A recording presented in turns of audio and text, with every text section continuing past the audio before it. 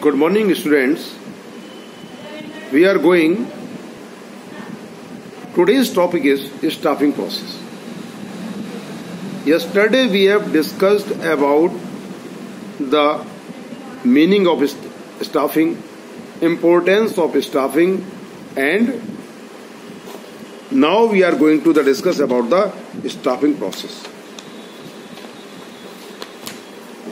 अगर ये कहा जाए कि स्टाफिंग के बगैर कोई भी ऑर्गेनाइजेशन सरवाइव कर सकता है या अच्छी प्रकार से चल सकता है, तो we can say that it is impossible.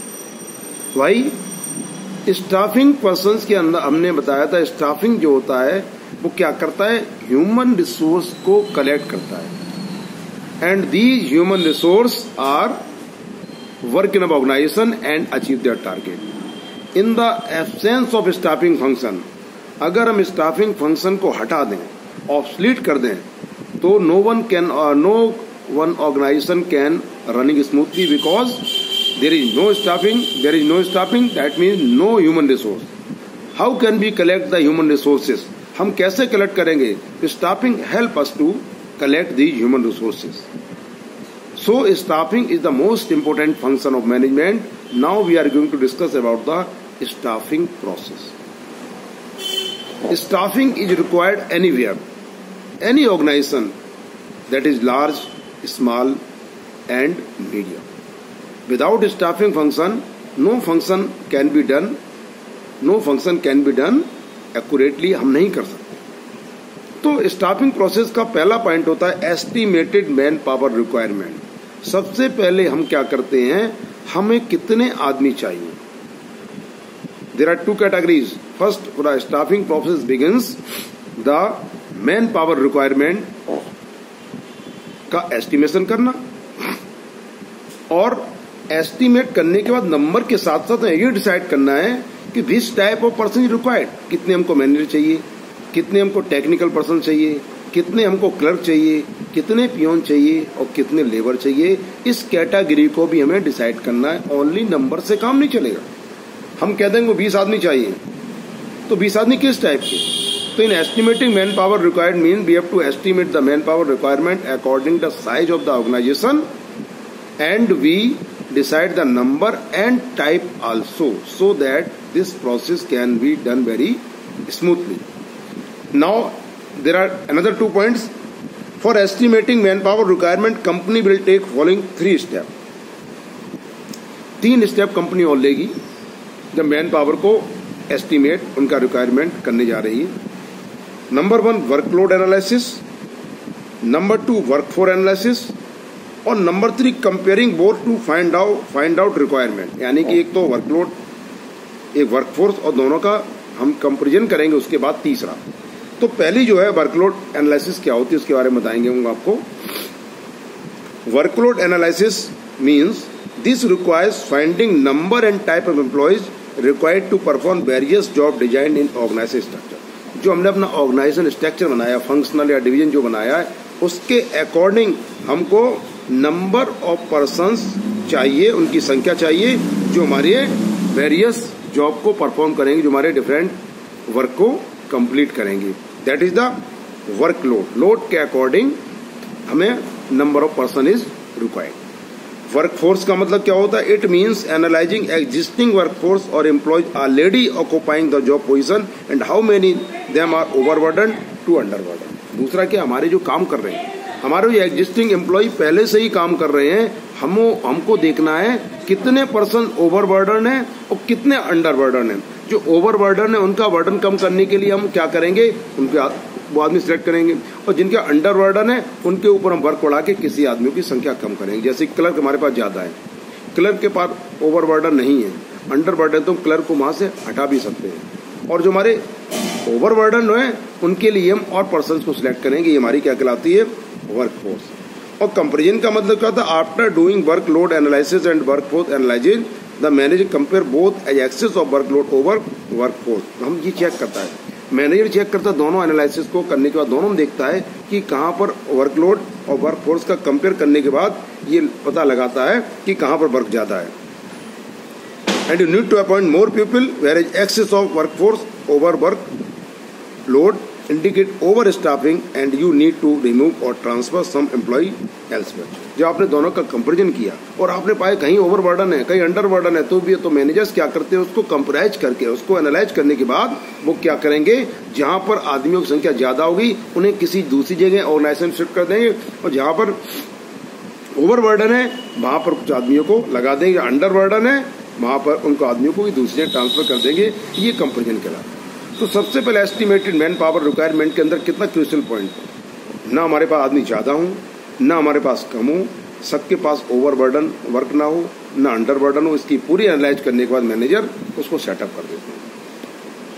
After estimated man power requirement the second function the second step of this process recruitment.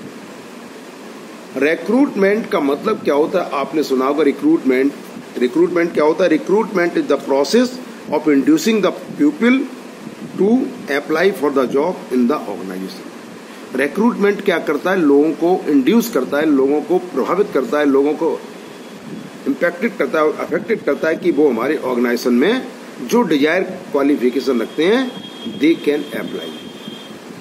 After assessing the number and type of employees required, the manager tries that more and more people should apply for the job so that the organization can get more choice and select better candidate।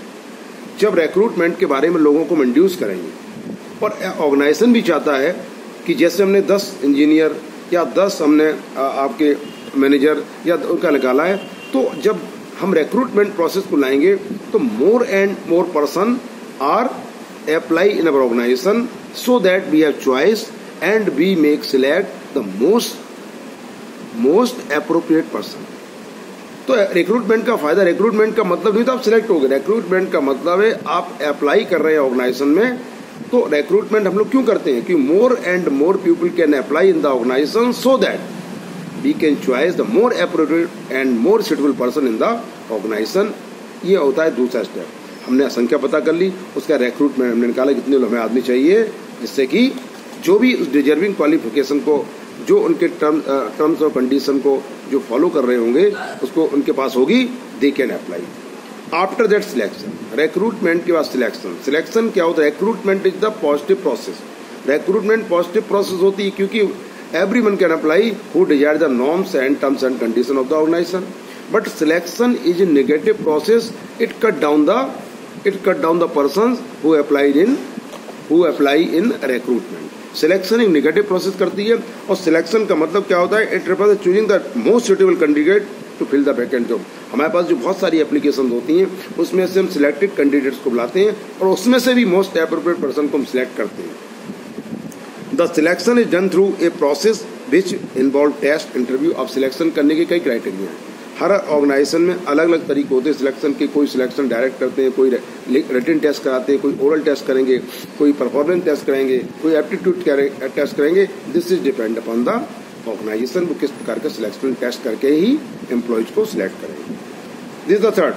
Fourth one is placement and orientation. Placement and orientation are two word. Placement means place of the organization, place of the employee in the organization where he take your seat। Placement का मतलब ये होता है कि जो हमारा organisation में जो भी हमारे सिलेक्टेड पर्सन होंगे उनके लिए कहाँ स्थान होगा, वो कहाँ पर अपनी जगह बनाएंगे, that is the placement. And orientation means जब कोई हमारे यहाँ नए एम्प्लॉय जाते हैं हाई लेवल के तो उनका ओरिएंटेशन प्रोग्राम होता है। Orientation means we have to familiar with the old employees. हम नए व्यक्ति जो हमारे जैसे मैनेजर आए हैं या हमारे कोई जनरल मैनेजर आए हैं या हमारे कोई सीईओ आए हैं, तो this type of person is the high level management, top level management. इनका हमको पुराने एम्प्लॉय से फैमिलियर कराना पड़ता है, दैट इज द ओरिएंटेशन। क्योंकि अगर उनका ओरिएंटेशन नहीं कराएंगे, अगर उनका हम परिचय नहीं कराएंगे तो परिणाम इसका ये होगा कि वो उनको रेस्पेक्ट नहीं देंगे, वो उनको समझ ही नहीं पाएंगे कि हु इज दिस पर्सन, ये कौन है, हमको जानते हैं। जैसे कि स्कूल में कोई टीचर आता है तो उस टीचर को स्टेज पर लाया जाता है, स्टूडेंट्स उनका ओरिएंटेशन कराया जाता है, उनका फैमिली कराया जाता है, this is our new principal, this is our new maths teacher, so that student can give them respect. So orientation is the must in organization as well as any institution, any place where new appoint करे जाते हैं employees, वहां पर orientation जरूर होता है। इसके बाद orientation for training and development. अब इसके बाद जो महत्वपूर्ण training and development. Training means A special part, training means किसी स्पेशल पार्ट के लिए हम ट्रेन करें, जैसे कि प्रोडक्शन डिपार्टमेंट ट्रेनिंग दी जा रही है, this is the training. And development means whole organization, पूरे ऑर्गेनाइजेशन से रिलेटेड हर चीज के बारे में बताया जाए, that is development. To improve the competence of employees and to motivate them it is necessary to provide training and development opportunity. उसको क्या करना है, एम्प्लॉयज को कॉम्पिटेंट और अधिक अच्छा बनाने के लिए, लेटेस्ट टेक्नोलॉजी अडॉप्ट होती है उनको और फॉलो कराने के लिए, we have to provide them training so that they can become more efficient. Training क्या करती है, ट्रेनिंग एम्प्लॉयज को मोर एफिशिएंट बनाती है, so that they can work in organisation very smoothly and latest technology should be adopted. ठीक है, इसके अलावा there are the 5 steps which is involve with staffing process. Number 1 estimated man power requirement, number 2 recruitment, number 3 selection, number 4 placement and orientation, और number 5 training and development. These are the 5 step. After that कुछ उसके आगे भी थोड़े बढ़ जाते हैं, इसके अलावा भी apart from these there are some in most of the large scale organizations there are separate human resource development department which performs the staffing function, but in a small organization the line manager only perform all these functions। जहाँ छोटे organisation में वहाँ तो staffing नहीं होती, लेकिन जो बहुत बड़े ऑर्गेनाइजेशन होते हैं जहाँ पर HRD एक HRM डिपार्टमेंट जो पूरे उनके लिए होता है, ह्यूमन रिसोर्स के लिए होता है, तो वो क्या क्या चेक करते हैं, एक तो परफॉर्मेंस अप्रेजल, उनके काम का निष्पादन, उनके काम का वैल्यूशन, जैसे कहा after taking training and performing the job for some times there is need the employees performance must be evaluated. जब उनको ट्रेनिंग दिया, हमने उनको सिखाया, तब उनकी परफॉर्मेंस का एवेल्यूएट करते हैं, उनकी परफॉर्मेंस चेक करते हैं, कुछ ये सीखे कि नहीं सीखे। Performance appraisal refers to evaluating the performance employees against some standard. जो उनको टारगेट देंगे उसके अगेंस्ट में एम्प्लॉयज की परफॉर्मेंस का अप्राइजल में मतलब उनका एवेल्यूशन करते हैं। एवोल्यूशन क्यों करते हैं, इसलिए करते हैं कि हमको ट्रेनिंग दी और ट्रेन करने के बाद वो उतने ज्यादा होशियार हुए या नहीं हुए, it is mean performance appraisal. फिर promotion and career planning, promotion के भी चांस होते हैं। प्रमोशन मतलब कोई व्यक्ति जब one place to another place अपने डेस्टिनेशन को चेंज करके जाता है, अपनी सैलरी को पर्स चेंज करने जाता है, तो प्रमोशन कहलाता है। Promotion refer to being placed at a higher job position with more pay, job satisfaction and responsibility. Promotion का मतलब ये होता है कि जब कोई आदमी जैसे कि असिस्टेंट मैनेजर था, वो मैनेजर बन गया, तो उसका डेजिग्नेशन चेंज हुआ, उसकी पे भी चेंज होगी और उसको जॉब सेटिस्फैक्शन नहीं मिलेगा।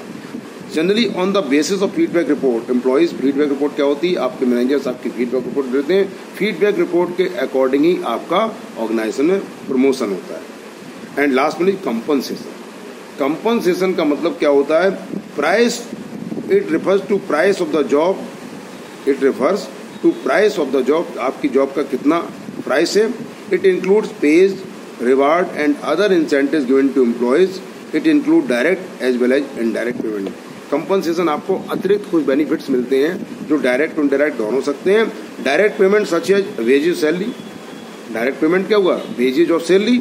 Indirect payment such as medical facility है, इंश्योरेंस है, ये आपको और भी सुविधाएं जो कि ऑर्गेनाइजेशन के द्वारा दी जाती है, ये आपको डिफरेंट टाइप्स के कंपनसेशन होते हैं जो कि आपको वेजेज या सैलरी के अतिरिक्त भी प्रोवाइड करे जाते हैं, ये भी आपको इसमें सब, ये सब लार्ज ऑर्गेनाइजेशन करते हैं। तो आपने देखा कि स्टाफिंग प्रोसेस जो छोटे ऑर्गेनाइजेशन होते हैं, दीज टेक्स ओनली 5 स्टेप्स। लेकिन साइज ऑफ ऑर्गेनाइजेशन इनकी जब साइज बड़ा हो गया तो वहां पर बहुत सारे एम्प्लॉय हो गए, तो we have to check their performance, उनकी परफॉर्मेंस चेक करेंगे, फिर उनका परफॉर्मेंस के आधार पर, उनकी फीडबैक के आधार पर ही उनका प्रमोशन किया जाएगा। और प्रमोशन का कंपनसेशन, उनको बहुत सारी फैसिलिटी प्रोवाइड होंगी, डायरेक्ट और इनडायरेक्ट। डायरेक्ट का मतलब वेजेस सैलरी होगी, आपको डायरेक्ट मिल रहा है। इनडायरेक्ट आपको इसके अतिरिक्त आपको मेडिकल फैसिलिटी है, आपको HRA हाउस रेंट अलाउंसेस है, there are many other perks which is provided by the organization to their most skilled employ, जो कि बहुत ज्यादा अच्छे एम्प्लॉय होते हैं, उनको ये सुविधाएं दी जाती हैं। और this process motivate to others, this process motivate to others, ये प्रोसेस दूसरे लोगों को मोटिवेट भी करती है, so that in the organization everyone can motivate and they can do their best for achieving these type of opportunity. So student, this is the staffing process. इसको आप study करिए, इसको समझिए, और इसके कोई भी पार्ट को समझ में नहीं आया तो उसको लिखिए और नोट्स अपने ड्रॉ करिए, नोट्स बनाइए, डालिए ग्रुप पे, जिससे हम देखें ये आपका कैसा इम्प्रूवमेंट चल रहा है। तो अब इसके बाद तो आज का टॉपिक हो गया, लेकिन जब हम कल जुड़ेंगे आपसे तो बता दूं आपको हम क्या पढ़ाएंगे। हम आपको पढ़ाएंगे कंपोनेंट्स, एलिमेंट्स ऑफ स्टाफिंग, यानी कि एलिमेंट ऑफ स्टाफिंग कौन कौन से होते हैं, कौन कौन से कंपोनेंट्स हैं, इसके बारे में आपसे हम चर्चा करेंगे। तो टुडे आज इतना ही, कल फिर मिलेंगे। Have a good day. लेकिन इसको पढ़िएगा जरूर, वीडियो को सुनिए जरूर, और आपको समझ में आएगा निश्चित तौर से। लेकिन अगर आपको कोई भी चीज़ ऐसी लगती, अगर आपको कोई लगता पॉइंट, तो आप लोग अपने ग्रुप पे डाल सकते हो कि ये पॉइंट समझ में नहीं आया है, I will explain you, it is my promise. तो लेकिन आप पहले पढ़िए, उसको एनालाइज करिए। Thank you, have a good day.